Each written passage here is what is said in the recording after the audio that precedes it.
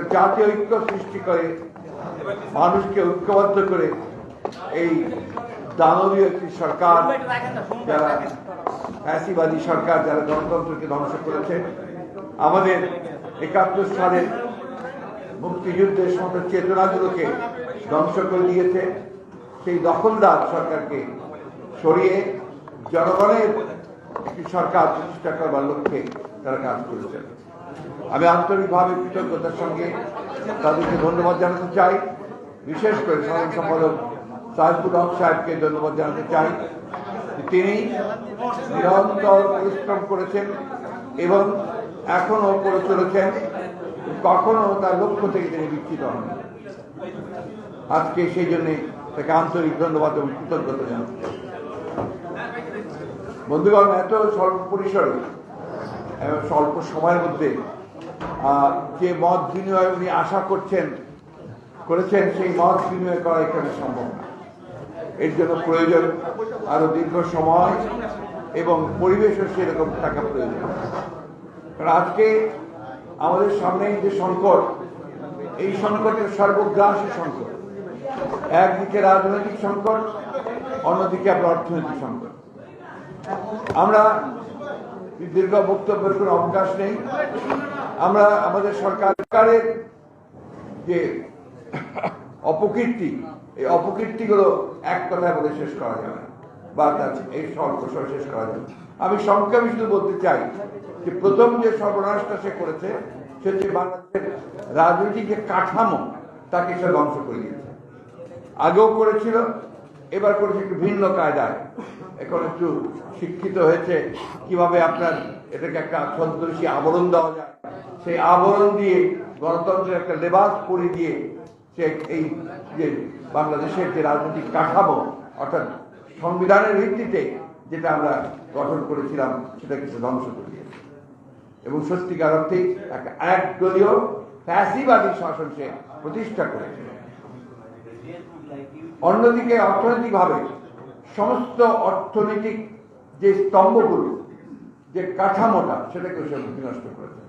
আপনারা যদি দেখেন যে আগে শুধু আমরাই কথা বলতাম যারা বিরোধিতা করতাম, যে নীতি নৈতিকতা বিবর্জিত যে অর্থনীতি তারা এগিয়ে নিতে চলছে, এটা দেশের ধ্বংস ছাড়া কিছু বয়ে আনবে না। আজকে আমি ডিটেলসে আলোচনা করতে চাই না, সময় কম। তো এইটুকু বলতে চাই যে একদিকে রাজনৈতিক যে কাঠামো সেটাকে ধ্বংস করেছে, অন্যদিকে অর্থনৈতিক কাঠামোটাকে ধ্বংস করেছে। এখন আমরা যারা এটার বিপক্ষে দাঁড়িয়েছে, বিরোধিতা করছি, আমাদের মূল লক্ষ্যটা কি? আমাদের প্রধান শত্রু কে? আমাদের প্রধান শত্রু হচ্ছে দখলদারি সরকার।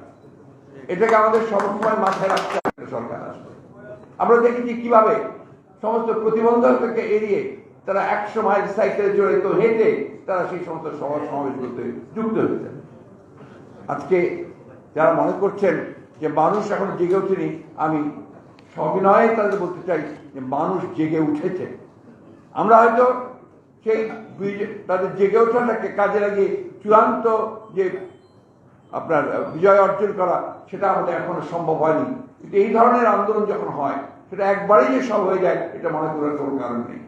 আপনি আমাদের দেখুন, আমরা পাকিস্তান আমলে অর্থাৎ 60-এর 70-এর দশকে আমরা কিন্তু বহু আগে থেকেই পাকিস্তান সরকারের বিরুদ্ধে আন্দোলন শুরু করেছিলাম, সংগ্রাম শুরু করেছিলাম। সফল হয়েছি আমরা 1971 সালে এসে।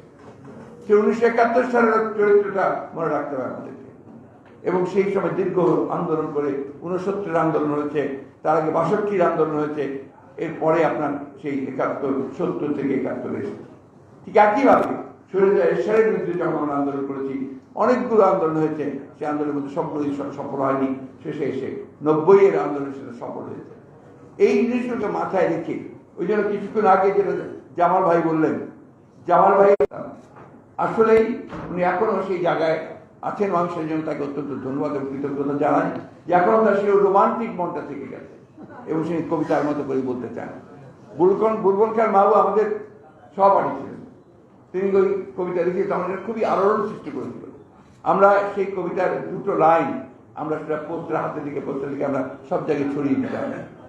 যে অস্থির যুবকেরা শোনো, হতাশাই শেষ কথা নয়, যেন প্রতি রজনীর পরে হবে নতুন সূর্যোদয়। মূল নতুন সূর্যোদয় হবে এবং সেইখানে আমাদেরকে অবশ্যই পৌঁছতে হবে। আমরা সংগ্রাম করছি, লড়াই করছি, আমাদের ইতিমধ্যে অনেক অর্জন হয়েছে।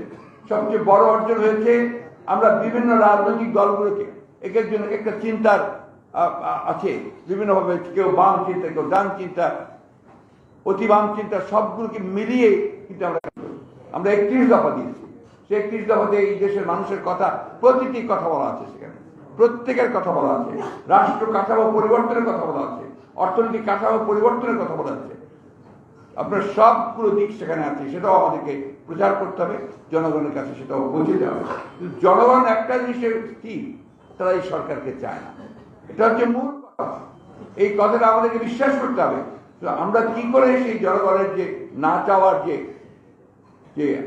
যে আপনার যন্ত্রণা, তাদের সেই না চাওয়ার যে ইচ্ছা, সেইটাকে আমরা কি করে ইতিবাচক কাজে আমরা এটাকে তাদেরকে পরাজিত করবো, সেই কাজটি আমাদেরকে করতে হবে। আমরা ইতিমধ্যে কথা বলছি, সকলের সঙ্গে কথা বলছি, ওনারা বলছেন, আমরা বলছি, সব দলগুলো আমরা কথা বলছি। আমি আগেই বলছি, এখানে বাম ডান সকলের সঙ্গে আমরা কথা বলেছি এবং অত্যন্ত আনন্দের সঙ্গে আমি বলি যে এই আন্দোলনে কিন্তু কোন রাজনৈতিক দলই এই সরকারের পক্ষে থাকেনি, তারা এই নির্বাচনকে সমর্থন করেন। এটাই আন্দোলনের একটা বড় সাকসেস। কোন দলই না, যার যে দলই কেউ তারা কিন্তু করেনি, একমাত্র এই জাতীয় পার্টি ছাড়া আর কেউ কিন্তু সেই নির্বাচনে অংশগ্রহণ করেনি। গণতন্ত্রকে পুনরুদ্ধার করতে পারি, আমরা কিন্তু এই কথাটা বারবার বলেছি, গণতন্ত্রকে পুনরুদ্ধার। গণতন্ত্র এখানে আছে সেটা আমরা কখনো বলি না, এই গণতন্ত্র নেই, সেটাকে পুনরুদ্ধার করতে হবে, ভোটের অধিকারগুলোকে ফিরিয়ে আনতে হবে এবং আমাদের অন্যান্য যে সমস্ত গণতান্ত্রিক অধিকার আছে সবগুলোকে ফিরিয়ে আনতে হবে। সেই লক্ষ্যে আমরা সংগ্রাম করছি, সেই লক্ষ্যে আমরা সংগ্রাম করতে থাকি। আমি আন্তরিকভাবে ধন্যবাদ এবং কৃতজ্ঞতা জানাতে চাই আমাদের ওয়ার্কার্স পার্টি সাইফুল ভাইকে। এই সংগ্রামে, এই লড়াইয়ে তিনি অত্যন্ত গুরুত্বপূর্ণ ভূমিকা রাখছেন এবং আমাদের যে ঐক্য সৃষ্টি করার জন্য, অর্থাৎ যুগপৎ আন্দোলন যে আমরা করে যাচ্ছি, সেটাকে আপনার স্থায়ী করার জন্য, সেটাকে আরো দৃঢ় করার জন্য তিনি কাজ করে চলেছেন। আপনারা এখানে যারা আছেন, আপনারা সবাই কাজ করছেন। শুধু একটা কথা আমি আপনাদেরকে অনুরোধ করব যে আপনারা এমন কোনো কথা বলবেন না যাতে এই ঐক্যে কখনো কখনো আপনার বিনষ্ট সৃষ্টি হয়, কোনো ঐক্যের বিভক্তি সৃষ্টি হয়।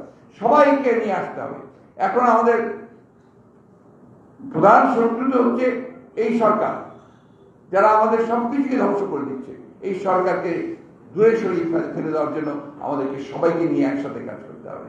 আমরা কাজ শুরু করেছি, আমি বিশ্বাস করি আমরা সেখানে সফল হব।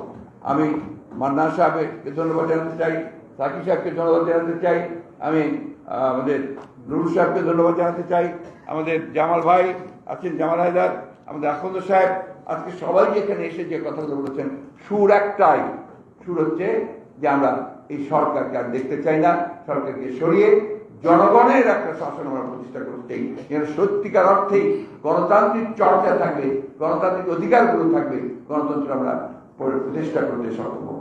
আজকের দিনে আমার এই আমাদের বিপ্লবী ওয়ার্কার্স পার্টির এই বার্ষিক প্রতিষ্ঠার দিনে, বোধহয় আরো দুদিন পরে আছে প্রতিষ্ঠার দিনটি, প্রতিষ্ঠার সময় দিতে আমাদের এই হচ্ছে আমার আজকে প্রত্যাশা।